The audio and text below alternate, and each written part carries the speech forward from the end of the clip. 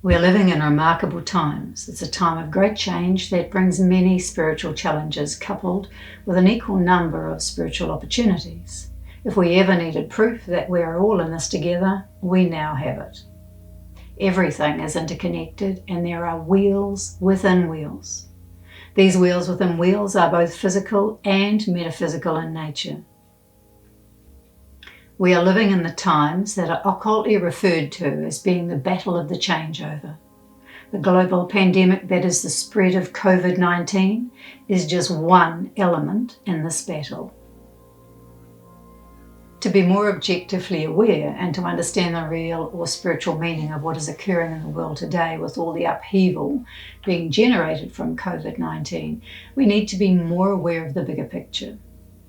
In particular regard to COVID-19 itself, it is helpful to know that there's a correlation between viruses and thought patterns and processes.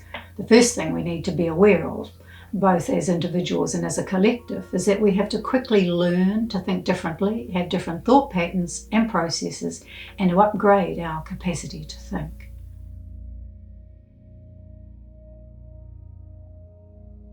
Those of you who have undertaken the various teaching programs made available either through First Light Flower Essences of New Zealand or the Medicine Woman Centre for Shamanic and Esoteric Studies have already embarked upon a journey that can bring about a deep and profound change to thinking patterns and processes. It means you are already, to some lesser or greater degree, potentially more able to have a proactive, dynamic, fluid and empowered relationship with what is now unfolding and will continue to unfold in some form in the coming months and years. It means you are automatically in a much stronger, more aware and aligned position than the very many others who have not chosen to learn more about themselves and the true nature of the human relationship with the greater universe. This current upheaval associated with COVID-19 is occultly referred to as being the second shake of the tree. The first shake of the tree occurred in 2008 that resulted in a global recession and financial upheaval. In the coming years and decades, the tree will be shaken again. The shaking of the tree has been and is necessary to shake loose all that is an impediment to the emergence of the fifth world.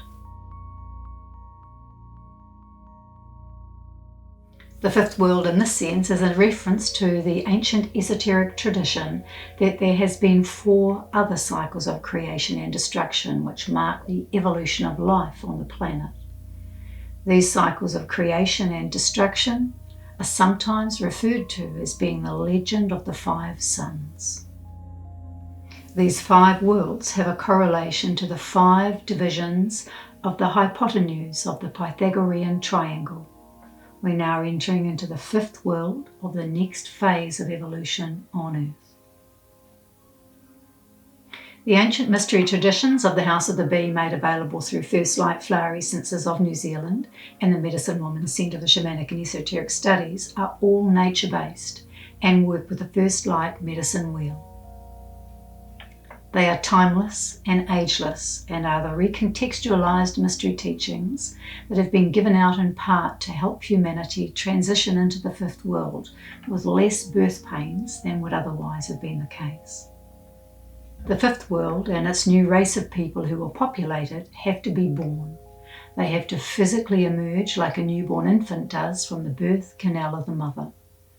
There are birth pangs associated with that process, just as there are with the birth or emergence of a new world and a new race of people.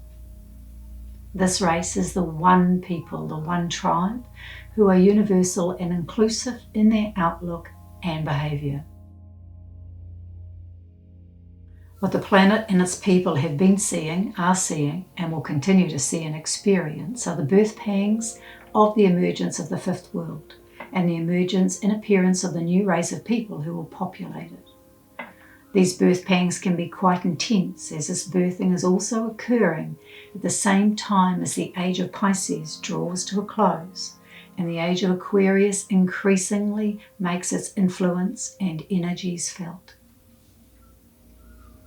This is a time of immense opportunity for all those who have taken the time and made the effort to expand their mind, develop greater mental capacity, and be more mentally liberated and open as we enter more deeply into the Aquarian age, an age co-ruled by two planets, the planet Saturn and the planet Uranus. The symbol of the lemniscate can be used to illustrate what is being alluded to. We are in transition from the past, the known and the status quo, that which is established, represented by the planet Saturn, into the future, the unknown and change, that which is yet to be established, which is represented by the planet Uranus. The planet Uranus is a planet of radical change, and what we're seeing around us and experiencing at the moment is sudden and radical change. Equally, the planet Uranus represents a liberated and enhanced mentality or mental outlook and perception, and as such it represents an expanded mind, a mind that has expanded in part because it's learned a theory about something that has a metaphysical and spiritual basis.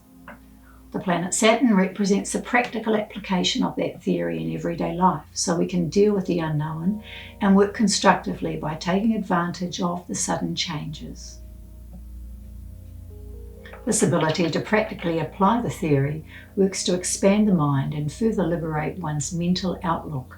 Together, this liberated and enhanced mentality forms the lemniscate, which is symbolic of the infinite power of the human mind. In essence, the lemniscate represents an approach to life and a relationship to life that is grounded in a spiritual pathway.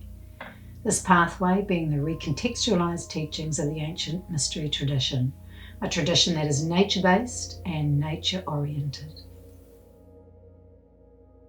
The great tarot scholar, occultist and mystery school initiate Paul Foster Case is on record as saying, "The whole history of evolution shows that great changes and great advances come in periods of crisis and cataclysm." These are profoundly wise words that, when understood, will support anyone in the coming months, years and even decades. What Paul Foster Case is essentially saying is that it is in times such as these that we're presented with a very remarkable opportunity. We're each called to step forth with our experience and training and apply everything we've learned to help ease the birth pangs associated with the emergence of a new world and a new way of living.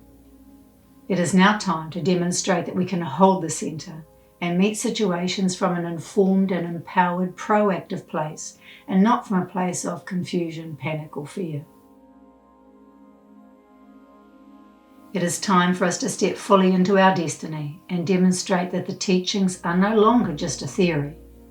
It's time to put everything that we've learned into practical use. We each have a particular role to play in demonstrating the power of the goddess, the power of spirit, the power of working with the intelligence of nature and celestial powers to ease the birth pangs associated with the emergence of the fifth world and the one people.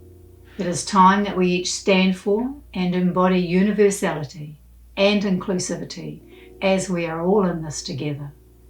It is time to not only know from direct experience, but to demonstrate in our lives that love faileth never, and the power of love, like the human spirit, is unconquerable, as is the magic of light.